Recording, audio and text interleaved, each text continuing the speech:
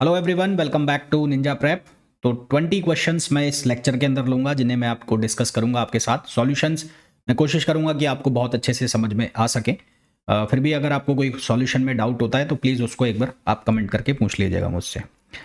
तो first question जो हमें दिया गया है उस क्वेश्चन के अंदर हमें बोला गया है in the absorption spectrum of hydrogen. Hydrogen का एब्जॉर्प्शन स्पेक्ट्रम की बात चल रही है। Absorption line of only the following series appear. Series दी गई है, Lyman series, Balmer series, Paschen series, Brackett series. तो कौन सा स्पेक्ट्रम है? एब्जॉर्प्शन स्पेक्ट्रम है। तो एब्जॉर्प्शन स्पेक्ट्रम का मतलब है जो एब्जॉर्प्शन लाइन है उसका ट्रांसमिशन होना, उसका ट्रांजिशन होना। तो उसका ट्रांजिशन कहां से कहां होगा? लोअर से लेकर हायर लेवल तक, है ना। तो in absorption spectrum, in absorption spectrum, absorption spectrum, absorption line, absorption line transition is from ground state या lower level, ground state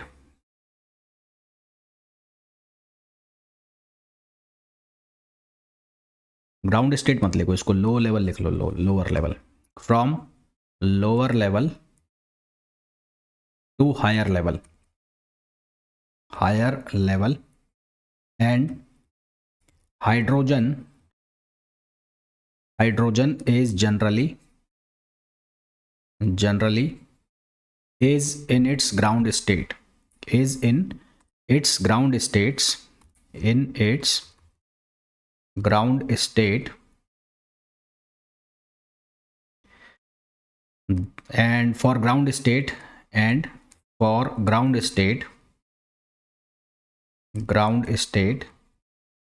is equals to 1 we take Lyman series. इसके लिए हम कौन सी सीरीज लेते हैं? लाइमन सीरीज लेते हैं। तो जनरली हमें कौन सी में दिखेगा? लाइमन सीरीज के अंदर ही देखने को मिलेगा। ठीक है, एक मिनट रुको।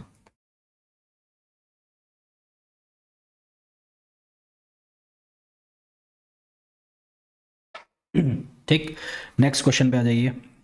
नेक्स्ट क्वेश्चन जो है उसके अंदर हमें बोला गया है choose incorrect statement from the following regarding the ideal transformer. तो हमें इनकरेक्ट स्टेटमेंट चुनना है। तो आइडियल ट्रांसफॉर्मर की यहां पर बात चल रही है। आइडियल ट्रांसफॉर्मर,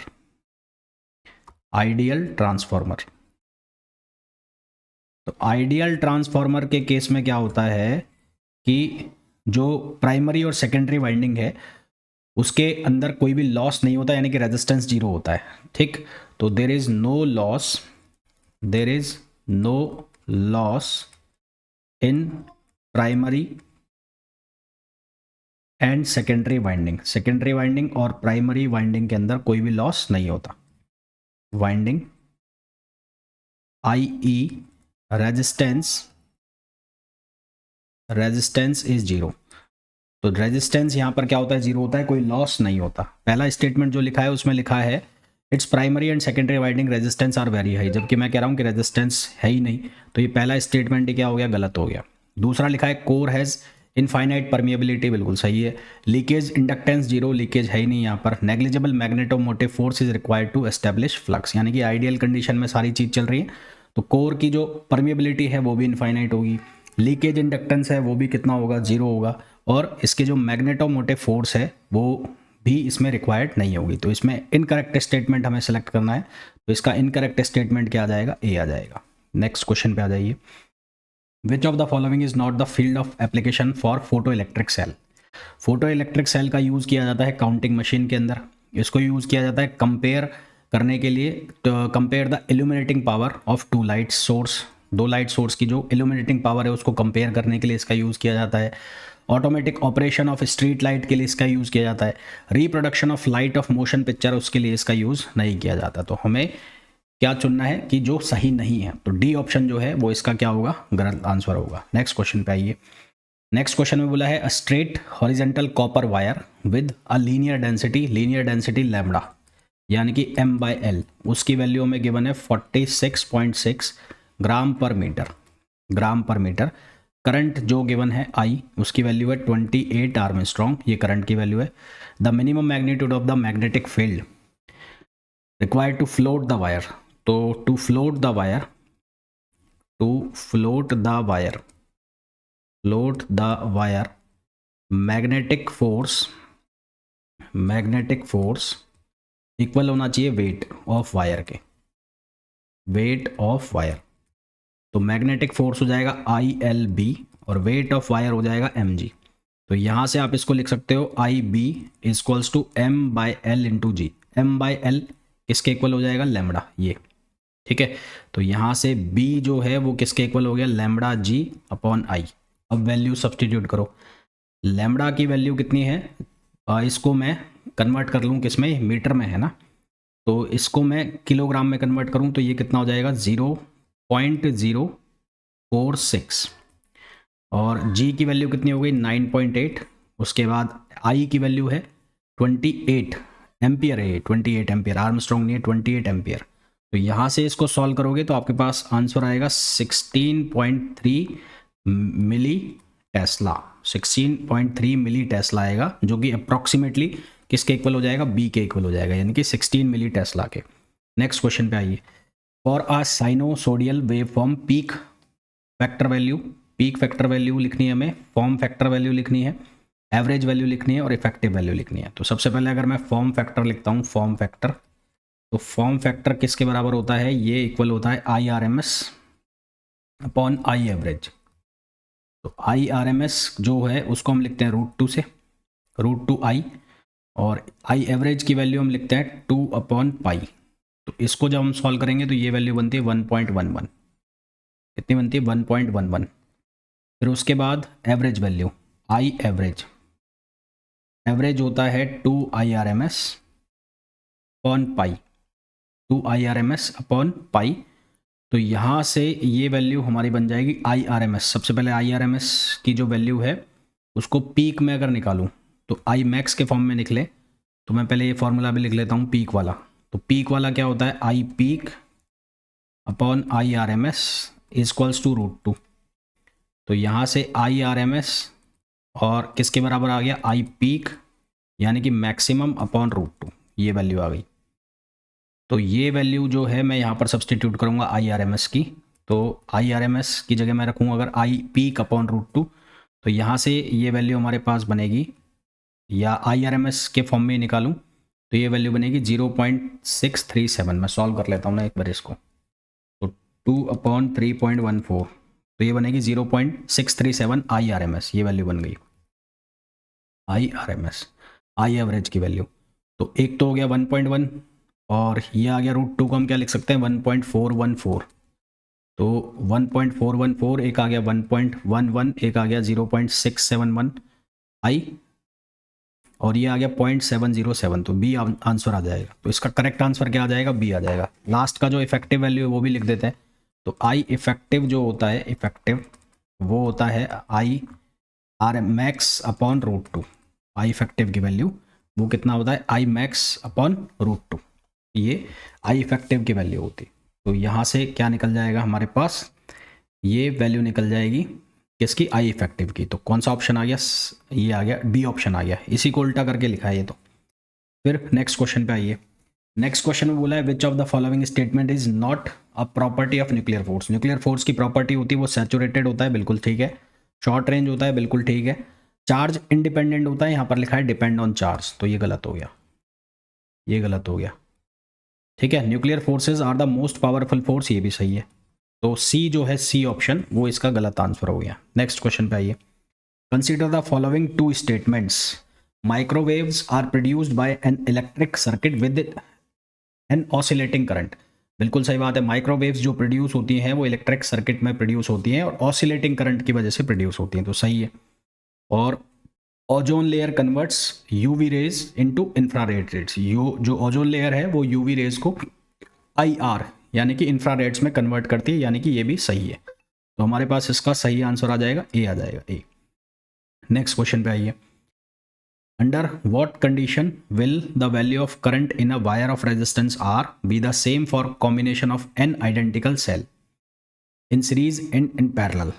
तो सीरीज कॉम्बिनेशन में इसका क्या वैल्यू आती है, इफेक्टिव रेजिस्टेंस की R + NR, ये सीरीज है। और पैरेलल कॉम्बिनेशन में क्या आती है, R plus N, R upon N, R plus R upon N, जहां स्मॉल आर इंटरनल रेजिस्टेंस है। अब एन की हर वैल्यू के लिए है ना, फॉर सेटिस्फैक्शन और for validation of all values of N, for validation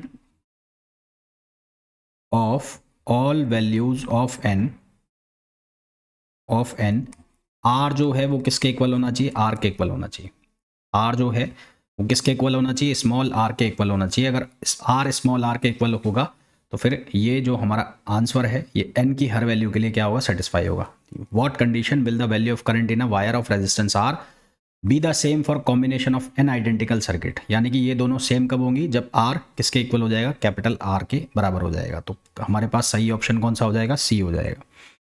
which of the following physical quantity is not conserved in nuclear reaction, तो isotopic spin, isotopic spin conserve होती है जिसमें कि क्वार्क मॉडल की वजह से अप और डाउन में कंजर्व हो जाते हैं। न्यूक्लियॉन्स नंबर यानी कि atomic mass conserve, angular momentum conserve होते हैं। मैग्नेटिक डायपोल मोमेंट ये कंजर्व नहीं होता है क्योंकि हर न्यूक्लियस की इंटरनल स्ट्रक्चर चेंज होती है, इंटरनल स्ट्रक्चर चेंज होती है तो उसका मैग्नेटिक डायपोल मोमेंट भी क्या होता है, चेंज होता है। तो आइसोटॉपिक स्पिन कंजर्व होगी, न्यूक्लियन नंबर कंजर्व होगा, एंगुलर मोमेंटम कंजर्व होगा, पर मैग्नेटिक डायपोल मोमेंट वेरी करता है न्यूक्लियस टू न्यूक्लियस क्योंकि उसकी इंटरनल स्ट्रक्चर लगातार क्या होती है, चेंज होती है। फिर पूछा है हमें, if the bar magnet is placed in magnetic meridian then the value of B H, horizontal magnetic field की वैल्यू में पूछी है। Its north pole points toward the north and its south pole points toward the north, यानी कि एक along the axis और एक पूछी है इक्वेटोरियल पर।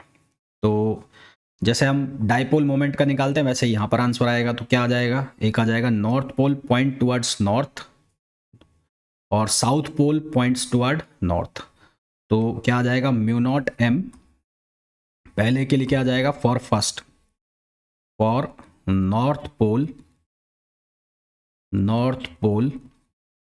पॉइंट्स टुवर्ड्स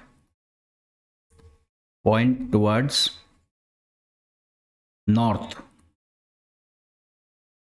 मैग्नेट का जो नॉर्थ पोल है वो नॉर्थ को क्या कर रहा है, पॉइंट आउट कर रहा है, यानी कि इक्वेटोरियल। तो उसमें इक्वेटोरियल में क्या बन जाएगा, mu naught M upon 4πr cube, और जो उसका नॉर्थ पोल है मैग्नेट का वो किधर पॉइंट कर रहा है, साउथ में पॉइंट कर रहा है, यानी कि क्या बन जाएगा, वो बन जाएगा axial pole points toward south pole, points toward south pole. तो यहाँ पर क्या बन जाएगा, ये बन जाएगा mu not 2m upon 4πr cube. तो सही आंसर हमारे पास क्या आ जाएगा, डी आ जाएगा। Next question, when a plane electromagnetic wave is incident on a material surface, तो जब एक प्लेन इलेक्ट्रोमैग्नेटिक वेव इंसिडेंट होती है तो वो अपने साथ एनर्जी और मोमेंटम दोनों को कैरी करती है, ठीक है। तो when a plane EM wave incident on material surface, then it carries both energy and momentum with it,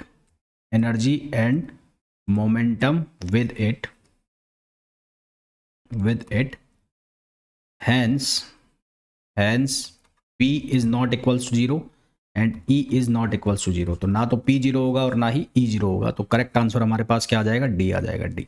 next question पे आ जाओ। अ टेलीस्कोप इंक्लूड्स एटलीस्ट 3 लेंसेज, एक टेलीस्कोप है उसके अंदर 3 लेंस है between the objective and the I. Objective मान लो ये ऑब्जेक्टिव है और ये आई है, तो इनके बीच में 3 लेंस है। When the lens surfaces are ideally clean, minimum reflection loss of light is approximately। तो सबसे पहले हम क्या निकालेंगे, रिफ्लेक्टेंस निकालेंगे। तो रिफ्लेक्टेंस जो फॉर्मूला होता है, रिफ्लेक्टेंस R का फॉर्मूला होता है, ये होता है n2 - n1 upon n2 plus n1 और इसका स्क्वायर। n1 मैं मान लेता हूँ एयर लेट है ना, तो इसके लिए कितना हो जाएगा 1, और n2 जो है वो क्या है, वो दिया हुआ है ग्लास। तो ग्लास जो होगा उसके लिए कितना हो जाएगा, ये हो जाएगा ग्लास, और इसके लिए कितना हो जाएगा 1.5। तो यहाँ से r निकाल लो, तो ये आ जाएगा 1.5 माइनस 1 अपॉन 1.5 प्लस 1, और इसका स्क्वायर करना है। तो यहाँ से r की वैल्यू -1 अपॉन 2.5, इसका स्क्वायर 0.04। तो r की जो वैल्यू आ जाएगी वो आ जाएगी 0.04, ये r की वैल्यू आ गई। तो यहाँ से हम ट्रांसमिटेंस निकाल लेंगे। तो ट्रांसमिटेंस जो हम निकालेंगे, ट्रांसमिटेंस, उस ट्रांसमिटेंस t की वैल्यू किसके इक्वल होगी, 1 माइनस आर। तो t इक्वल्स टू 1 माइनस 0.04, तो ये बचेगा कितना 0.96, कितना बन जाएगा 0.96। अब 3 लेंस है और एक लेंस की कितनी सरफेस होगी 2, तो टोटल सरफेस कितनी हो गई 6 हो गई। तो for each lens there are 2 surface, then for 3 lens, तो 3 लेंस के लिए टोटल कितनी सरफेस हो गई 6 हो गई। तो ट्रांसमिटेंस कितना हो जाएगा, ट्रांसमिटेंस हो जाएगा 0.96 की पावर 6। तो 0.96 की पावर कितनी करनी है, 6 करनी है। तो ये बनेगा 0.782, ये ट्रांसमिटेंस आ गई। तो अब निकाल लो r, तो r किसके बराबर हो जाएगा 1 माइनस टी, यानी कि 1 माइनस 0.782, तो -1 ये आ गया 0.21। तो r की वैल्यू आ गई 0.2172, और इसको परसेंटेज में लिखें तो ये आ जाएगा 21.72। तो हमारे पास जो आंसर आ जाएगा वो आ जाएगा 2172, यानी कि बी आंसर आ जाएगा ना। अच्छा क्वेश्चन था ये। तो यहाँ पर हमारे पास जो रिफ्लेक्शन लॉस होगा वो कितना हो जाएगा 21.8, रिफ्लेक्टेंस जो है इसका लॉस हो जाएगा। नेक्स्ट क्वेश्चन पे आइए। नेक्स्ट क्वेश्चन में बोला है a monochromatic light of wavelength lambda is incident on a isolated metallic sphere of R. Isolated metallic sphere है, मेटालिक स्फीयर है आर।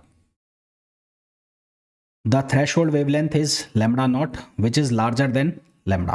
थ्रेशोल्ड वेवलेंथ है lambda naught which is larger than lambda. The number of photoelectrons emitted before the emission of photoelectrons stop in proportional to mth power of the radius. The number of photoelectrons emitted given ma before the emission of photoelectrons stop is proportional to mth power of radius r, ये हमें given है। तो stopping potential क्या है कि जहां पर जो फोटो इलेक्ट्रॉन का एमिशन है वो स्टॉप हो जाए, तो स्टॉपिंग पोटेंशियल को लिखा है वी स्टॉपिंग से। तो स्टॉपिंग पोटेंशियल क्या है, जिस पर चार्ज का जो एमिशन है वो क्या हो जाए, बंद हो जाए। तो हमारे पास चार्ज की जो वैल्यू होती है वो होती है C इंटू वी। सी क्या हो गई, कैपेसिटेंस हो गई। सी क्या हो गई, कैपेसिटेंस हो गई, कैपेसिटेंस। और फॉर स्पेरिकल कंडक्टर, क्योंकि मेटल है तो ये क्या हो गया, कंडक्टर हो गया। तो for spherical conductor C equals to होता है 4 पाई एप्सिलॉन नॉट R, और स्टॉपिंग पोटेंशियल है, ये स्टॉपिंग पोटेंशियल है, तो ये क्या रहेगी, कांस्टेंट रहेगी, ये क्या रहेगी, कांस्टेंट। तो Q इक्वल्स टू क्या हो गया 4 पाई एप्सिलॉन नॉट R और इनटू V स्टॉपिंग, ये रहेगा। ठीक है।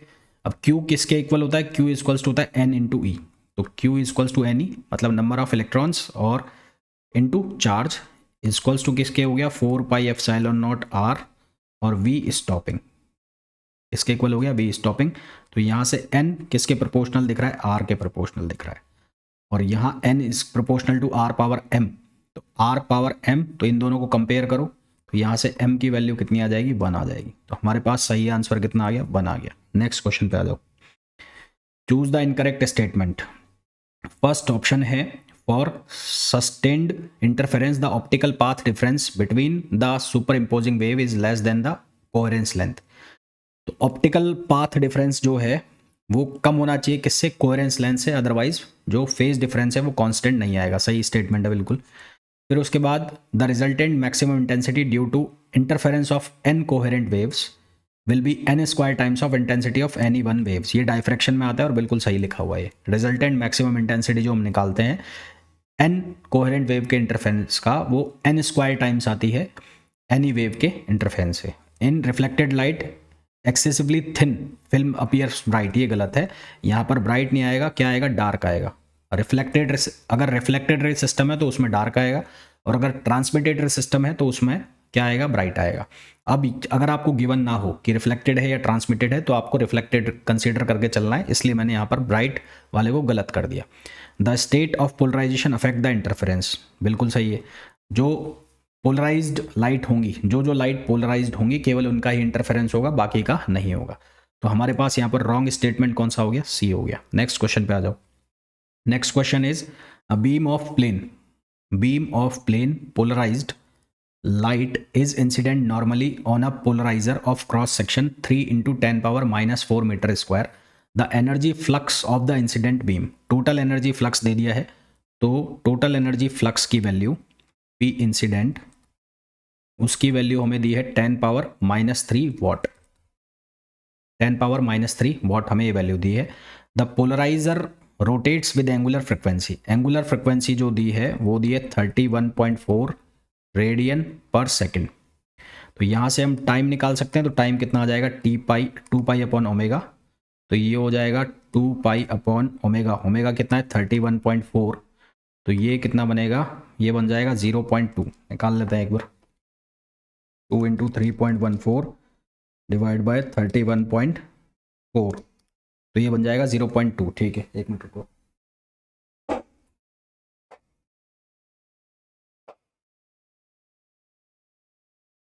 तो ये कितना बन जाएगा, ये बन जाएगा 0.2।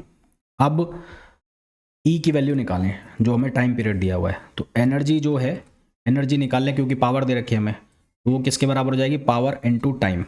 तो एनर्जी, इंसिडेंट एनर्जी, पावर कितनी है, पावर है 10 पावर माइनस 3, और टाइम जो है वो कितना हो गया, 0.2 हो गया, 0.2 ये टाइम हो गया हमारे पास। अब energy of light passing through the polarizer per revolution, तो मालूस लॉ के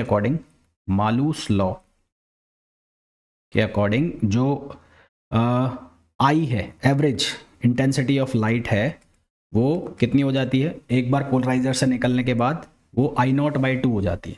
तो इसलिए जो एनर्जी है, एनर्जी वो भी कितनी हो जाएगी, E0/2। तो E इक्वल्स टू, ये जो हमारे पास एक्सप्रेशन है ये वाला, इसको 2 से डिवाइड कर दो, यानी कि 0.2 into 10 power minus 3 divide by 2। तो इसको 2 से डिवाइड करोगे तो ये बन जाएगा 1 इंटू 10 पावर माइनस 4। तो आंसर आ जाएगा हमारे पास ए, तो करेक्ट आंसर आ जाएगा ए आ जाएगा। नेक्स्ट क्वेश्चन पे आ जाओ। नेक्स्ट क्वेश्चन में बोला है, in Bohr's model of hydrogen atom the electron circulates around the nucleus in path of radius at frequency the value of B. तो सर्कुलर, जब रोटेट सर्कुलर वायर के लिए, यह एक सर्कुलर कॉइल के लिए मैग्नेटिक फील्ड जो हम निकालते हैं उसका फॉर्मूला होता है μ0I/2r। सबसे पहले I निकालना पड़ेगा, तो I हमारे पास कितना होगा, Q इंटू टी। ठीक है, Q बराबर I जो है वो किसके इक्वल हो जाएगा, Q इंटू टी।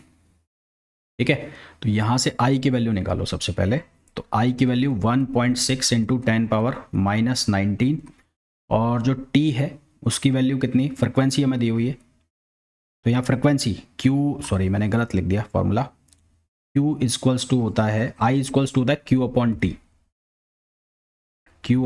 टी, तो ये फ्रिक्वेंसी हो गई ना, तो ये हो जाएगा Q इंटू एफ।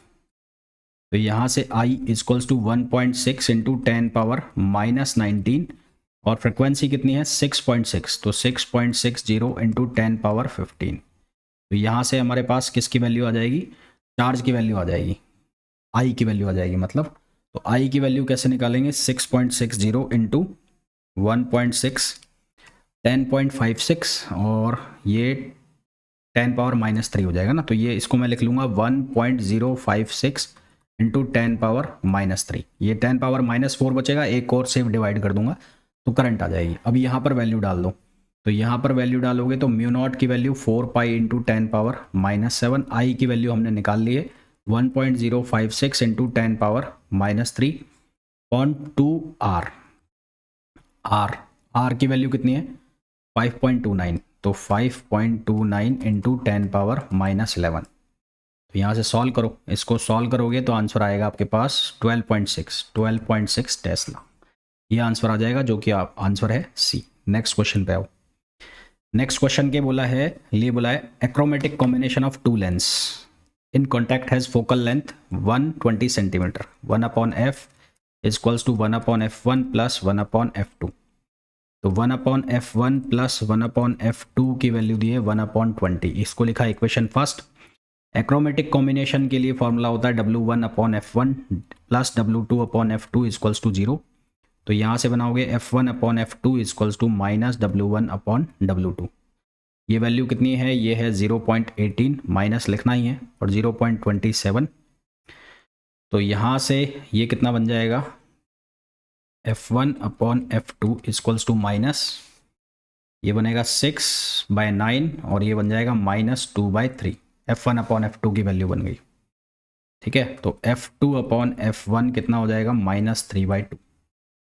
अब आपको ये इक्वेशन और ये इक्वेशन यूज़ करनी है और फिर आंसर निकालना है। तो मैं डायरेक्ट बता रहा हूँ, इन इक्वेशंस को जब यूज़ करोगे तो F1 की वैल्यू आएगी पॉजिटिव में 40 सेंटीमीटर, और फिर F1 40 सेंटीमीटर आएगा, फिर F2 की वैल्यू निकालोगे तो वो आएगा -60 सेंटीमीटर। तो हमारे पास सही आंसर आ जाएगा कौन सा, सी आ जाएगा। ठीक है, सही आंसर कौन सा आ जाएगा, सी आ जाएगा। ऐसा मत कर देना कि यहाँ पर 120 है तो एक का 40 आया तो दूसरा ऑटोमेटिकली 80 आ जाएगा, ऐसा मत कर देना, क्योंकि ये पैरेलल वाला अरेंजमेंट है। तो अगर ऐसा होता ना F equals to F1 plus F2, तब तो आप 80 मारते आंसर सही आ जाता। पर ये वाला एक्सप्रेशन दिया हुआ है, तो इस एक्सप्रेशन से ऐसा नहीं है कि 80 आएगा। इस एक्सप्रेशन में वैल्यू डालोगे तो 40 और 60 आंसर आएगा। ठीक, नेक्स्ट क्वेश्चन पे आ जाओ। नेक्स्ट क्वेश्चन के अंदर बोला है, consider the following statement, the electron effective mass depends on the property of the semiconductor. Effective mass जो होता है सेमीकंडक्टर के अंदर, वो होता है due to curvature of the energy, और एनर्जी का जो कर्वेचर है वो चेंज होता है अकॉर्डिंग टू सेमीकंडक्टर। तो इसलिए जो इलेक्ट्रॉन का इफेक्टिव मास है वो प्रॉपर्टीज ऑफ सेमीकंडक्टर पर डिपेंड करेगा। बिल्कुल सही है, बिल्कुल सही है। फिर P type semiconductor electrical neutral होते हैं। पी टाइप क्या, जो एन टाइप हैं वो भी इलेक्ट्रिकली न्यूट्रल होते हैं। हालांकि एक के पास होल्स हैं, एक के पास इलेक्ट्रॉन्स हैं, हम उनको मानते हैं कि वो पॉजिटिव चार्ज है, वो नेगेटिव है, पर वो दोनों ही इलेक्ट्रिकली क्या होते हैं, न्यूट्रल होते हैं। तो सही आंसर हमारे पास क्या आ जाएगा, ए आ जाएगा। यहाँ पर जो इफेक्टिव मास है ये किसकी वजह से जनरेट हो रहा है, due to curvature of energy. ठीक, due to curvature of energy, जो कि वेरी करेगी सेमीकंडक्टर टू सेमीकंडक्टर, इसलिए इसका सही आंसर आ जाएगा ए।